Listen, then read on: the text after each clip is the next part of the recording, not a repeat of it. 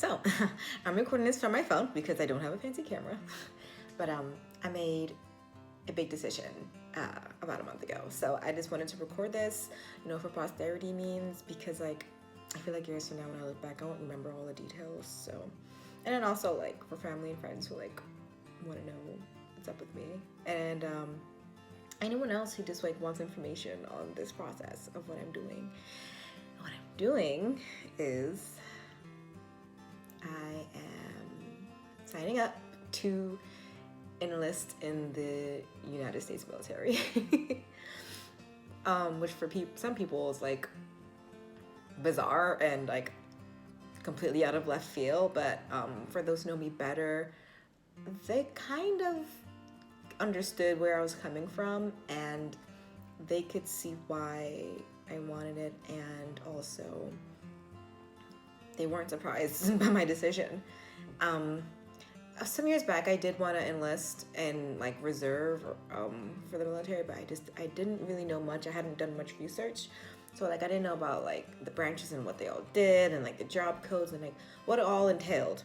So I started looking into it seriously over the course of the last like 2 months, and about a month ago, I spoke to a recruiter. I went to a recruiter's office for the United States Air Force. So I had called, just to set up an appointment to come in, because the military has rules about like body modification, so like piercings and tattoos. Piercings is fine. I only have the two, like one in each ear. That's it, which is fine. But my problem was that this year for my 26th birthday, I had gotten a tattoo, and that tattoo was on my neck. Now, they have a rule about tattoos on the neck. You're supposed to have any. So I, called about it, and he said, it doesn't show like above a collar. And I don't know, it's on the back of my neck. I can't see my neck. So I decided, listen, if I could come in and you can see the tattoo for yourself, you could appraise it yourself. So I went in. He let me try on a uniform. He said, it's fine, as long as it doesn't show above the collar, you're good. So he checked it. He said he couldn't see it. I put my head down, couldn't see it. He had his colleague come in, hadn't told him about like the tattoo. He was like, what tattoo? What am I looking for? And then I had to like actually pull down the collar. He was like, oh yeah, you're fine. So tattoo wasn't an issue. So he said, you know what? Well, since you're here, let's do a benchmark. Let's do a practice ASVAB test. Mind you, I had come off a 10-hour overnight shift. I had not slept yet. I had not slept before work. I obviously couldn't sleep at work, and I hadn't gone home to sleep yet. I had just gone home to change because I was ready to go to the gym, and then I had made that call about my tattoo and decided to come in. So I was expecting just to have the tattoo appraised and then go back home, and he was just like, yeah, since you're here, let's do the test. I hadn't practiced for the test. I hadn't studied for the test. I haven't had a test in years. So, I've been out of school for a while. So, but I was like, okay, fine, I guess. I was completely expecting to bomb. Like, no sleep, no studying, no practice, no nothing, no preparation. So I took the test. And if you don't know, the ASAB, I think it stands for, it's the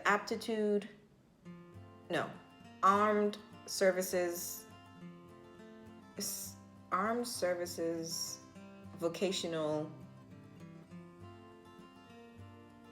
Aptitude Battery Test. It's really long. All you need to know is if you're applying for any military branch for armed services, you have to take this test. Like it's comparative to like the SATs, ATTs. It's the same thing. So I took the test, and the highest you can get on the ASVAB is a 99, which I don't really know why that number is, why it's not 100, whatever. So the highest you can get is a 99, and I somehow scored a 98. With no sleep, no practice, no studying, nothing, I got a 98. I don't know how. So because of that score, I was like, okay, well, clearly I still got it, haven't been in school for a while, but I still got it. So let's start the application process now. hadn't slept at this point in like 24 hours. But yeah, I was in there a good while. I started the application process and all that. Went home. I had a lot of documents that I had to do because my recruiter had to send me like a link and stuff. It was just like a questionnaire about like my background and stuff, so that they can like check my background check. And they also check your credit in the Air Force, which I didn't know, so I was kind of freaking out about that. So like if you have anything in like collections, like a big like collections, you're disqualified. But yeah, they just found one thing in collections, which was, it was a bill I completely forgot about, but it was really small. It's like $100, so I just like paid it while he was on the phone with me. And it cleared like the next day, so everything was fine. So yeah, it only took like maybe 2 weeks in between that walk into the office and last week. And I was scheduled for MEPS. If you don't know, that's the Military Entrance Processing Station. Each state has their own MEPS. You go in, you do the ASAP. Like if you haven't done the ASAP already, like at a satellite, station, you do the ASAP there. They just like have you do a couple of questions to verify that you are you and that you weren't cheating. Like enough of your answers have to correlate and stuff like that. So I will be going to take the actual ASVAB, which is a 3-hour-long exam. Not looking forward to that. You'll be doing medical exams. You'll be doing a physical exam just to see how much you can lift up with your head. There's this thing called a duck walk. If you don't know what that is, you can Google it. YouTube has like videos about it. Analysis, drug tests, pregnancy tests. Just like stuff to make sure like your body is in good working conditions, that you don't have any pre-existing conditions, stuff like that.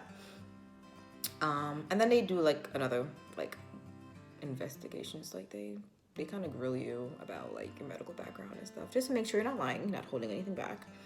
But basically anything you haven't told your recruiter, you shouldn't be bringing it here. Like you shouldn't be holding back anything from your recruiter, really. Tell them all what's necessary. And then whatever you told your recruiter is what you tell them at the MEPS. Like, don't bring up anything new. Don't do that. Don't do that. The only thing I had, I had a tonsillectomy some years back. That was it, though. I haven't had any other surgeries. And I take birth control, but I take that for, like, just birth control. Like, I don't take it to, like, regular period. I don't take it for endometriosis or anything like that. Like, I just take it as a means of birth control, as a means of contraception. That's it. So yeah. There are certain illnesses that will automatically disqualify you. Also, if you've taken marijuana in the last 45 days, you're automatically disqualified. So if you know you're hot, like if you know you just smoke, don't apply for the MEPS. Like, don't do that. Don't even go into the recruiter's office. Like, I would wait a couple months. Because if you get disqualified, that's it forever. So, but yeah, I'm going. So today's Sunday. I'm going on Tuesday. I'm going into my recruiter's office on Tuesday, the 1st, and from there we'll be having a briefing about everything I told them about, myself, medical wise, and all that. And from there, I'll be picked up and brought to the hotel up in Staten Island, I believe, and then I'll be there until Thursday. Yeah, it's the last day. So if everything goes well, I'll be sworn in.